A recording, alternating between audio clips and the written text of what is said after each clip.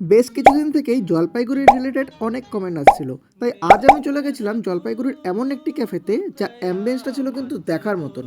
হ্যাঁ, আমি কথা বলছি সল্ট অ্যান্ড পেপার রেস্টুরেন্টের। নিচের সেকশনে এই ডেকোরেশন কিন্তু জাস্ট দারুণ ছিল, আর তার সাথে অ্যাস্থেটিক করে তুলেছিল এই গাড়িটি। আর ওপরে রয়েছে এদের মেন রেস্টুরেন্ট। এখানে প্রত্যেকটা কোণাই ছিল ইনস্টাগ্রাম ভর্তি। তোমরাও যদি আমার মতন অনেক ফটোস আর রিলস করতে ভালোবাসো, তাহলে এটি কিন্তু তোমাদের জন্য বেস্ট প্লেস। এত সুন্দর অ্যাম্বিয়েন্সে বসে তোমরা ট্রাই করতে পারবে এখানকার কিছু টেস্টি ফুড। ফার্স্টেই আমি ট্রাই করেছিলাম ভেজ ফ্রাইড রাইস আর সাথে হংকং চিকেন। ভেজ ফ্রাইড রাইসের দাম ছিল 130 টাকা আর হংকং চিকেনের দাম ছিল 200 টাকা। প্রাইস হিসেবে খাবারের টেস্টটা কিন্তু আমার খুবই ভালো লেগেছে। So tasty, just awesome. তারপরে আমি অর্ডার করেছিলাম এই কোরিয়ান ডিশ জাপচি।